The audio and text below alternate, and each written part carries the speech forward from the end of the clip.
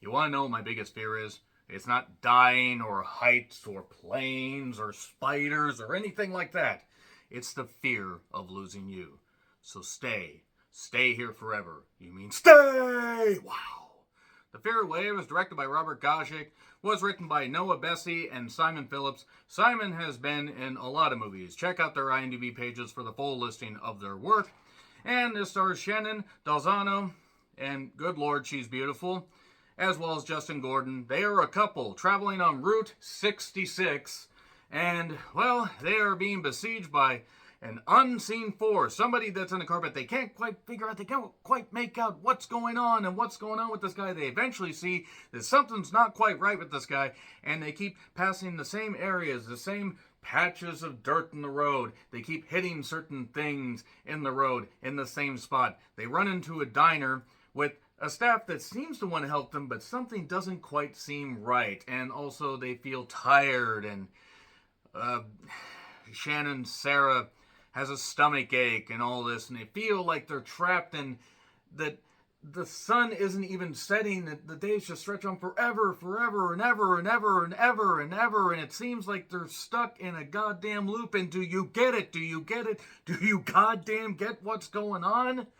It's like if you took aspects of Duel, The Twilight Zone, and Jeepers Creepers, Human Centipede them together and basically just made this 80-minute movie. You would basically just have elements of that thrown into here. I will say that this is not the most egregiously bad movie that I've seen this year, not by a long goddamn shot. I get what they were going for. And at times, I'm like, okay, this isn't the worst thing in the world. And micro-budget or not, there are some decent shots, and they try to tell a good story. The problem is, there's about that much story for 80 minutes worth of a movie.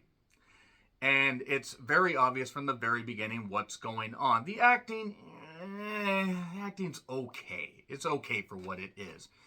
But as far as predictability and cliches and all that, oh, this movie has those in spades. Good goddamn shit. If you can't figure out where this movie's going, pretty much from the description, but even if you don't read the description, if you just check it out in the first 5 minutes, you know where the hell thing's going. And unfortunately, it seems to take forever to get there. And there you go. That's pretty much it right there. Again, they're trapped on a desert highway. They're going to ride it all day long. And the sun won't set and their brains will be fried before they're gone. Yeah. Take a guess. Take a guess. Take a guess in the comments before I get into spoilers what's actually going on. Also, this movie just beats you over the goddamn head with Christian mythology, which is an oxymoron because all forms of religion are mythology. Stories, and that's it, and they shouldn't be used to justify anybody's bigotry. That's pretty much it right there. I mean, when scenes get to where they just repeat and they try to do, oh, let's do something a little bit different. No, we're just doing the scene in the same different way because they didn't really have much of a story and they kept having to stretch the thing out. And I get it, but it wasn't very good. It's on Tubi if you want to check it out.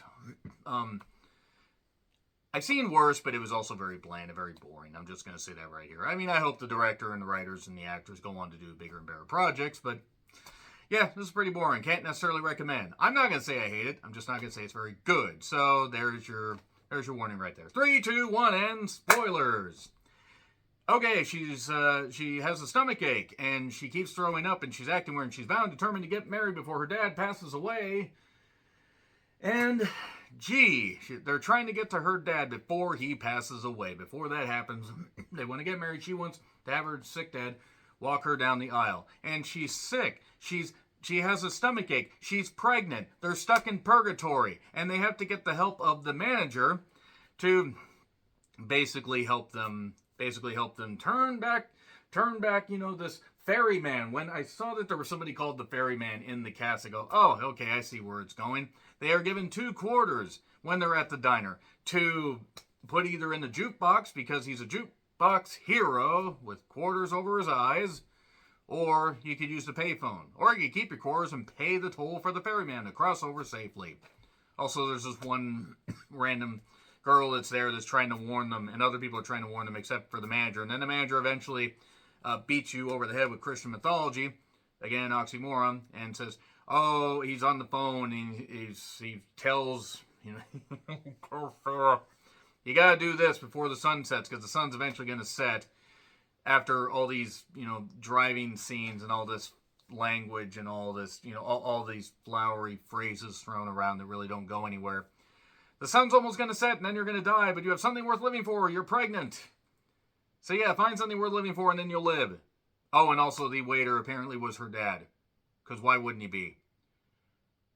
God, this movie is interminable. I mean, again, I understand what they were trying to go for, but it wasn't good at all. At all. I'm sorry, F.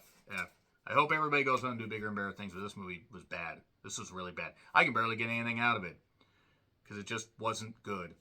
Agree, disagree with what I said? Like, share, subscribe. Twitter handle in the description. I'm John Rickland. I'll see you soon.